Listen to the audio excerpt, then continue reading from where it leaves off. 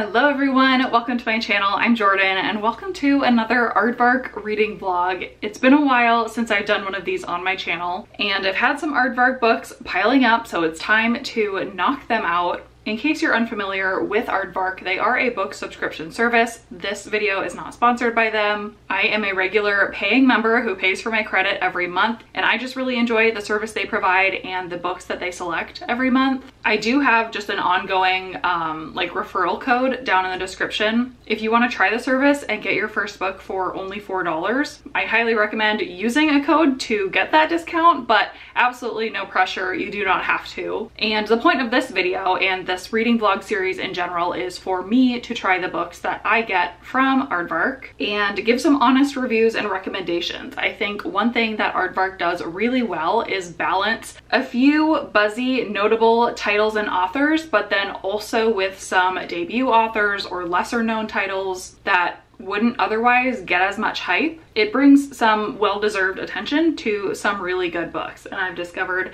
some gems through Aardvark in the past, so fingers crossed the same is true today. So I've got 4 books that I will be reading in this reading vlog, a few different genres and things that I will be dabbling in, so let's just go through them. So the first one I've had on my bookshelves for a while. It's Baby X by Kira Peikoff. I wonder if it has somewhere when it was chosen.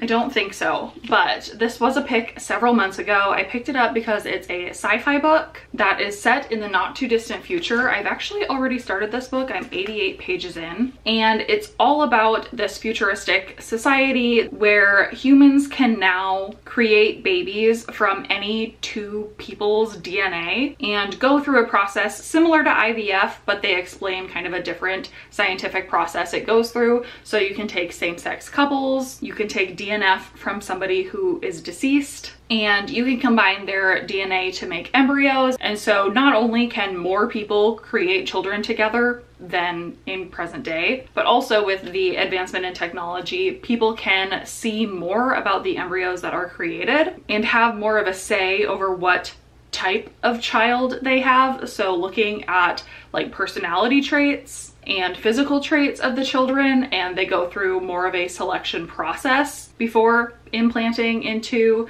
a birth mother. So with all of those advancements, this book, I think, is kind of showing not only the good parts that come with that, more opportunity again for like same-sex couples, like I said, to be able to have children together, which is objectively great, but also the added levels of discrimination that comes with that, or bias or privilege, and how parts of this technology are more and less available to different people in society. So as with anything, the rich people will get the most benefit, everyone else still has to struggle quite a bit, and what that does to a society. So very interesting concept, very up my alley in terms of a sci-fi premise that I'm intrigued by. I want to see how this all plays out. So far this book is structured a lot like a John Mars novel, and also similar to a book called The Measure, which is actually one of my all-time favorite books, because this book follows multiple different character points of view. We get chapters from each of them, and they're all in slightly different situations. So we get to see how this technology plays out in these different situations with these different characters, and again show kind of the upsides and downsides of this level of advancement of reproductive technology. So I'm very excited to continue this book and see where else it goes. I will probably be back very soon with an update once I finish this book to tell you more about it, but that is the first book I'm reading for this video. The next book I have is more of a recent release. It's a novel love story by Ashley Poston. Ashley Poston has written 2 other books. I've read both of them and enjoyed them. They are pretty popular. She likes to write romance books with a little bit of a twist. It's kind of a magical, speculative sort of twist to them. I think this is the same because I think this is a romance about 2 characters who get like sucked into a book together or something like that. I'm not sure exactly what the details are. I will let you know more once I actually dive into it, but I am excited to finally be getting into this author's newest release to see what I think. I've seen some pretty mixed reviews so far. Then we've got another somewhat newer release. It's Red River Road by Anna Downs. I think this was one of Aardvark's picks only 1 or 2 months ago, and I believe this to be a mystery thriller about a woman who is searching for her missing sister. and discovering some twists and secrets along the way. So I love a mystery thriller, hoping this one is a pleasant surprise for me. Haven't really heard any reviews of it. And then last but not least, we've got another older book that I've just been holding on to for a long time. Yours for the Taking by Gabrielle Korn. This one is also a sci-fi book. I believe this is a futuristic queer sci-fi. Yes, that has to do with climate change. It talks about Ava and her girlfriend who live in what's left of Brooklyn in 2050 and exploring the idea of weather-safe city-sized structures that have been created around the world. And I think these characters are considering whether or not they want to go live in one of those. So I like climate fiction. As I've already mentioned, I like sci-fi books. So I'm really hoping this one works for me. Again, I've been holding on to it for quite a while. So at this point, expectations are somewhat high. So we'll see how it goes. But that is the fourth and final book. So from here, this is just gonna be my pretty typical reading vlog. And I'll also come back in with reading updates as I work through these books to let you know a little bit better of synopses for the books that I don't know as much about, and then final reviews and recommendations once I finish them. So if that sounds good to you, stay tuned and I'll be back with another reading update once I have it. All right, my friends, I am back. It's the next day and I've already finished Baby X, so I'm here with my review. I flew through this book, continued to fly through it. It is a very fast read, or at least it felt that way to me. I did listen to the audiobook and I enjoyed it. They had multiple narrators for the multiple points of view. And I think because this book does cycle through the different points of view so fast and so often, that's why the book reads so quickly. So I enjoyed that. The thing I enjoyed the most about this book is the philosophical discussions that it had and the thoughts that it spurred within me related to this type of technology, because I really don't feel like something like this is all that far away. It's not that inconceivable that science will be able to figure out how to combine two people's DNA in order to create embryos that can then be studied and basically selected to give not only couples who wouldn't otherwise have the chance to conceive a child together, but also once embryos are created, be able to make decisions about the children they're bringing into this world. It really doesn't feel that science fiction-y, but it does bring up a lot of really valid questions related to what is the cost benefit of something like this, and specifically that selection process. Yes, it would lead to fewer childhood diseases or maybe less predisposition to certain diseases that parents would not choose to bring a child into the world knowing they have either a 100% chance or even a good chance of having a particular disease that would impact their quality of life. I think a lot of people would say that's a good thing, and there are certain, genetic tests that you can do on yourself or with medical professionals to understand your own genetics and your partner's own genetics, to understand basically the risk you're taking if you conceive a child in their likelihood of either having or carrying that disease. And this just brings it like one level forward, which this book makes the point can bring a lot of good, but also brings a lot of risk, especially when you start bringing in the other elements of this book, which are a little bit more sci-fi in that it not only takes into account like medical risks of disease, but also personality traits. And these parents are given the ability to select a child with the best chance of, succeeding in whatever the parents want them to succeed in based on their genetics and these personality traits they're more likely to inhabit. It's very interesting, and it's an expansion onto the nature versus nurture topic, because in this book, some of the characters are grappling with, like, if I was selected because I have a high aptitude for this skill or personality trait or whatever it is, if I end up succeeding in that, is it because I truly have skill in that, or because I earned it and deserve it? Or is it just because I was selected to do that? And that leads to a lot of questioning your own identity, free will versus predisposition. Very interesting topics, as you can tell. I think it's really interesting to think about.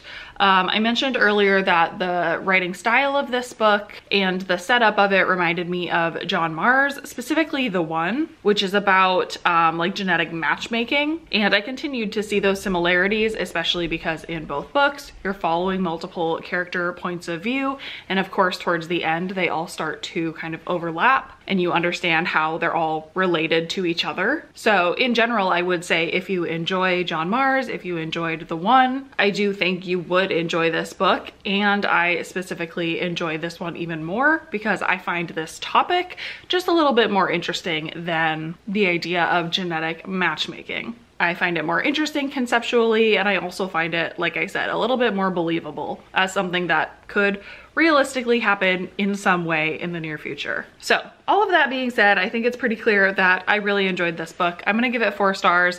It's not life-changing. I compared it to The Measure earlier on, which I, again, still stand by. I think it has a lot of similar themes and a similar format, but that book was a favorite book. It's on a whole nother level. This book definitely doesn't reach that level, so I know this isn't a 5-star book, but I really enjoyed it, and it's a strong recommendation from me for anyone who thinks that that sounds good to them. Interesting that the title or the cover of this book says Baby X, a thriller. I don't think this is a thriller. I mean, sure, there are sort of suspenseful moments and some of these characters are in some form of danger, but I do not think this is a thriller at its core. I think it's a sci-fi book. It's very approachable sci-fi because it's in a world that's not all that different from ours, but it's very clearly about the science and what society would look like if this level of technology was available and commonplace, and kind of what that would do to different groups of people and different individuals. So don't go into it if you like thrillers or you're expecting a thriller, but I would recommend it if you like sci-fi, contemporary sci-fi, and discussions around genetics. So I am happy to have that book knocked out already and with a good rating. We're off to a good start with this video. I think the next book I'm going to pick up is Red River Road. I can also get the audiobook for this one, so I should fly through it. This one, as far as I understand, is more of a mystery thriller. So I definitely want to break up the 2 sci-fi books that I have on this TBR. I'll be back when I'm maybe halfway through to give a little bit more of the initial synopsis, since I'm not totally sure what the plot of this book is. I will let you know, and I'll let you know some initial thoughts. All right, my friends, I've got actually a couple of reading updates. I've started 2 books. That's because one I have been reading physically and one I have been listening to the audio of. Which one should I start with? Let's start with the not so great news. I have been listening to Red River Road by Anna Downs. This is a mystery thriller. It is about this woman named Phoebe who was going on this solo road trip through Australia. And she was posting on social media about it, like hashtag van life, sharing all of her tips and tricks about like how to travel solo. And I guess she grew quite a following through this road trip, and a lot of people online were watching her journey, supporting her. Lots of people were concerned for her safety, and time again, we're seeing how she responded to those comments saying like, I'm doing everything right, as safe as possible, and then lo and behold, she ended up going missing. And at the time we're reading this book, that's all in the past. We do get inserts from her social media posts, which I'll talk more about in a second. But then the plot of this book is that Phoebe's sister named Katie, because Phoebe went missing, decides to basically follow in her sister's footsteps to try to find out what happened to her sister. And she's going back and looking at and referencing Phoebe's social media posts to try to get, you know, hints about where she was, what she was doing, kind of retracing her steps. Along the way, Katie meets up with this other woman named Beth, and Beth joins Katie on this expedition, and it's clear that Beth has like a past that she's running from. And yeah, it's basically about them on this journey trying to find Phoebe. I've been listening to the audiobook, like I said. I'm about 51% of the way through, and unfortunately I am bored. I am so bored. Something about this book, I don't know if just the plot is not that intriguing to me, or the repetitiveness of the road trip is wearing on me. I don't know. I typically like road trip books, and I like the idea of following somebody who was, you know, documenting their solo road trip on social media. That is an interesting premise to me, but I don't know. This is the second time I've tried reading a thriller set in Australia. There might be some other books that I've read and enjoyed set in Australia, but for some reason this is bringing back memories of trying to read, I think it's called The Dry by Jane Harper, which is another author and book that a lot of people seem to enjoy. It was set in Australia and I was so bored I DNF'd that book. I don't want to DNF this book, but I'm only halfway and I just have honestly no interest in finding out what happened to Phoebe, finding out what's gonna happen to Katie and Beth. We're also getting a third perspective from a guy named Wyatt, who I think is like a teenager. I'm not sure why we're getting his points of view inserted other than we're getting his backstory as someone who is being introduced to the internet and chatting with people on the internet. I'm assuming he's gonna grow into some creepy man who is a danger to women and probably has something to do with this story. But again, I just, for some reason, I have no interest in finding out what exactly that is. So I don't know. I'm not going to make the final decision yet on whether or not I'm DNFing it. I am just going to put it down for now, and I'm going to pick up another audiobook the next time I get a chance. But I am bummed that this didn't, you know, hook me and grip me immediately. Because I've been listening to the audiobook, I was curious because, like I said, this book does insert like snippets from Phoebe's social media posts. It will go through like what she posted as a caption, and then it will share some image descriptions. When I was reading those when I was listening to those image descriptions in the audio version, I wasn't reading the physical along with it, and I was thinking and hoping maybe the book would actually provide like the actual images. I feel like that would be kind of cool, but unfortunately no, it's just text. It's just the written image descriptions and then the comments that come afterwards. I feel like that could have been formatted in a little bit more of an interesting way. So I was also a little bit disappointed to look in and see that, because as I was listening, I was thinking that maybe I was missing something in the physical version that was also contributing to my less than great reading experience, but I don't think that's it. I think it's just the book itself is not capturing me. So that is a bummer. Potential DNF, at least a DNF for now. But let's talk about something that I'm having a better experience with, and that is A Novel Love Story by Ashley Poston. So I have been reading this book physically and I'm not too far into it. I am 65 pages in and I'm liking the setup of this book so far. So we're following this woman named Eileen, but she goes by Elsie, and she is an absolute book lover. She and her best friend both love reading books. They both have the same favorite book series, and they actually either joined or started a book club, a virtual book club, specifically focused on talking about that series with other people who enjoy it.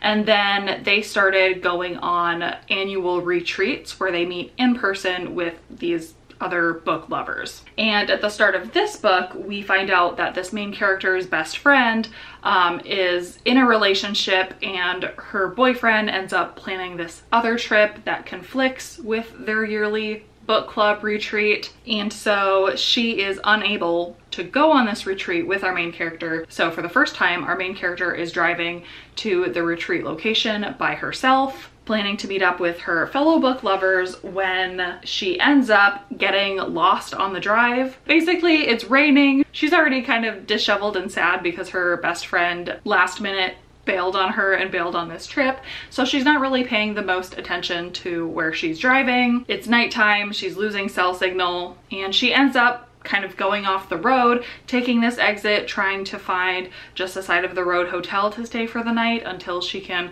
regain her bearings. And when she does that, she goes into this town and she gets herself into a place to stay for the night. And then the next morning realizes that this town that she has stumbled into is the town from her favorite book series. And that's basically the point I'm at now, is that she is discovering this. She's not sure how this can be real. She's equally like in awe and excited about it, and also really confused and kind of scared about it because it doesn't make any sense. The series was set in a fictional town. She knows this, she's researched it before, so it's very curious. And then the other curious thing is that there's this one guy also in the town with her who is the only person that she does not recognize from the book series. He doesn't fit with the rest of the characters that she already knows their names of and their descriptions of and all the locations in the town.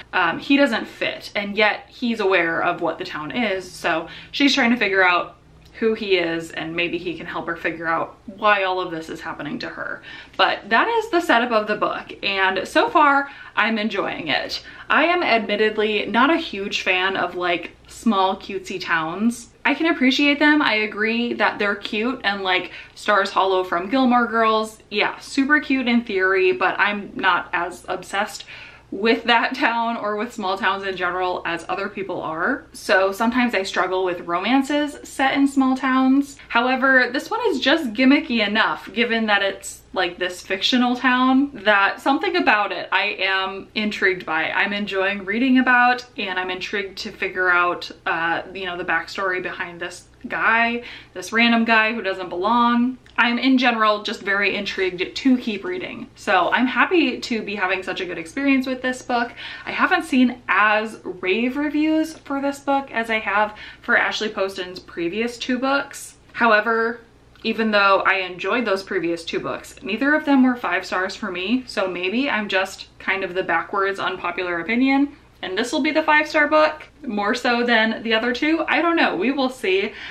There's still, you know, plenty of book left, so I'm tempering my expectations a little bit, but I am happy to be enjoying it so far, and I'm really excited to dive back into this book to get to know what else is going on. So I think that is going to be my plan, is dive headfirst back into this book, finish it physically, hopefully come back to you with a rave review, and then assuming I DNF Red River Road and don't go back to it, the only book that I have left then is Yours for the Taking. I do have a copy of this on audio that I can get through Everand, so I probably will listen to this audiobook. So again, I might start it kind of in tandem with reading this one physically. I'll probably start this one on audio kind of at the same time. So I may come back to you only one more time, especially because this one is really short.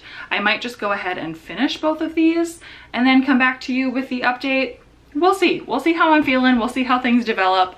But regardless, I will check back in once I have another reading update, and fingers crossed I have more wins than losses. Okay friends, I'm here with the final update because I did go ahead and finish both of the books that I was working on, or that I wanted to finish. Let's start with a novel love story, since I was already in the middle of this one. So I told you guys the setup. This girl is obsessed with this book series, finds herself in the middle of this town from the book series. She's very confused because it's a fictional town. She doesn't know how it exists, and the characters from the books exist. There's this one mysterious guy who isn't from the book series, who she's trying to figure out who he is, and they do strike up a romance. I think everything I previously said about this book still stands. I did enjoy the gimmick and kind of the wondering of what is this town, how does it exist? I will say that one thing about Ashley Poston's books is that they are intentionally speculative, and the speculative elements are not explained. Like, we don't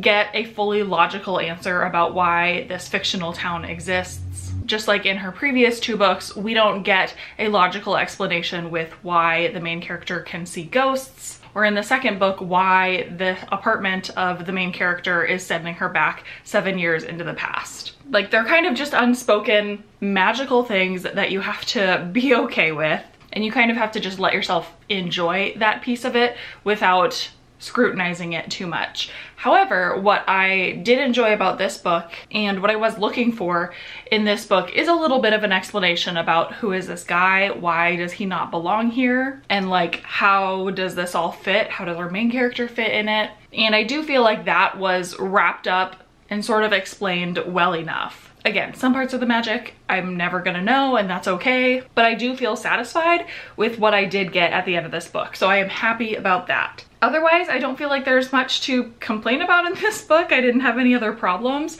I have seen some reviews about the like 3rd act breakup in this book, and it really angering some people, and I think that's interesting. I honestly have no opinion about it. I didn't really have any feelings about it in the moment. Looking back, there's nothing about it that is like problematic or angering to me. I mean, 3rd act breakups usually aren't something I'm super like happy about anyway, so even if I disagree with the characters, I don't know, I feel like I was willing to see them off on this journey and let them do what they needed to do before ultimately coming together in the end. And yeah, the last thing I'll say is that this book is a lot about appreciating romance books, love stories. It's, I assume, by a book lover, kind of for book lovers. So if you just enjoy the idea and the feeling of really falling in love with books, and in this case, so much so that, like I said, the main character knows this town and knows these characters so well that she is able to recognize it when she just stumbles into it. So if you have that amount of like love and passion for books, I think you will, or you might appreciate that part of this book as well. I definitely did. And same with like book clubs and going on trips to meet virtual friends and people you met on the internet with a mutual love of books. All of that is contained in here, so I did enjoy all of that as well. So all in all, giving this 4 stars. It's probably my second favorite Ashley Poston book. I think I liked The 7-Year Slip a little bit better. Something about that romance was a little bit more swoon-worthy to me.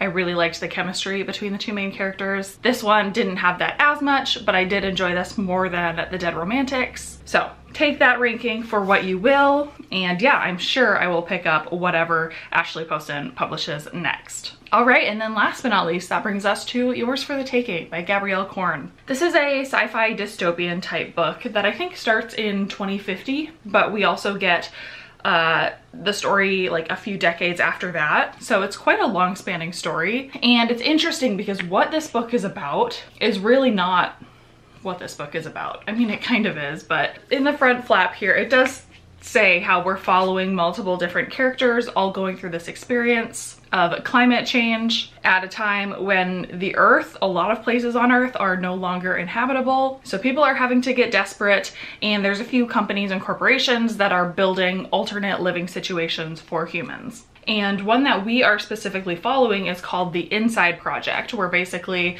it's this, I don't know, enclosure that is built to be like as large as a city, and people have to apply to live inside of it. But basically once you're inside of it, you're no longer subject to the harsh environmental factors of this futuristic world. But with that, there's a lot about like rebuilding society, and what this book actually turns into. And I'm going to try to talk about it in as least spoilery of a way as I can, because it is kind of fun to find out some of the intricacies and twists and stuff on your own while reading this book. But there's a strong feminist element to this. And what this book is also actually about, more so than overcoming the climate crisis, is about certain individuals who want to basically eradicate men and prove that a society with only women, with all of the resources that they need to survive and thrive, is going to be more successful than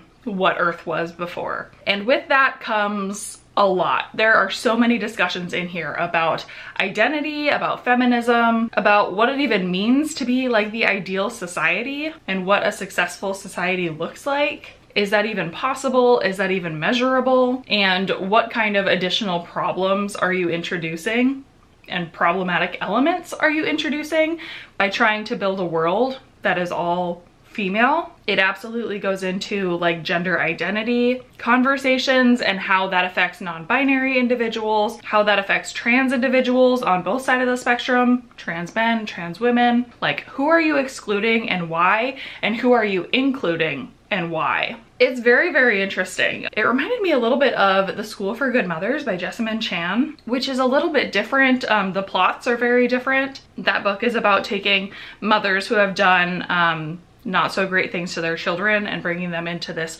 quote unquote school to kind of train them into becoming good mothers. But it has conversations about like, what is a good mother? Is that something that you can actually define and put metrics around? Or is there a subjective element to it? Is there something about individualism and giving people choice and autonomy over their motherhood that is also part of the value of motherhood? It's not just like a clear rule book and step-by-step procedure to follow. Equality and society management is kind of the same way, where you can probably pick out elements that make a society healthy, but you can't just prescribe like a step-by-step process or a list of, you know, jobs and delegations for each person that will lead you to an actually healthy society. All very, very interesting. So I enjoy this book too. I'm also gonna give this book 4 stars. It totally something I would recommend to other people who like light sci-fi books, slightly futuristic, a little bit dystopian,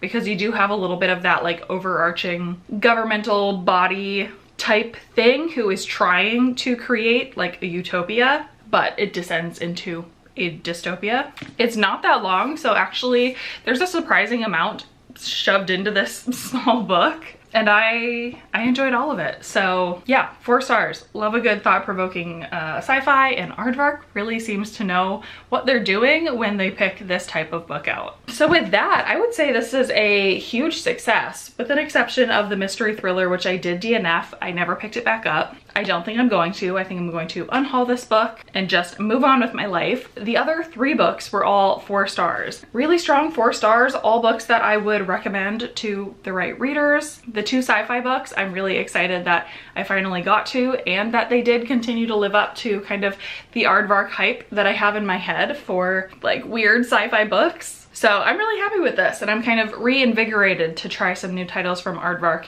in the coming months if they've got interesting premises that sound interesting, good to me. So with that, please let me know if you have read any of these books that I talked about, what your thoughts were, if you agree or disagree with me, or let me know if I have convinced you to pick any of these books up and give them a try, or potentially the opposite, if something I said steered you away. I'd love to know what's on your TBR.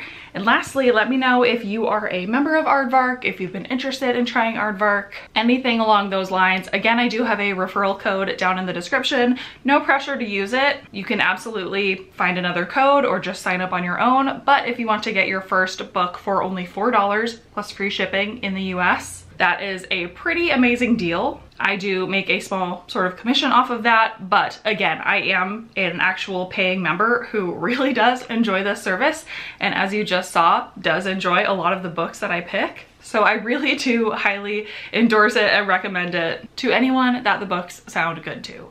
So other than that, I don't think I have anything else. So thank you so much for watching this video, and I will see you in my next one.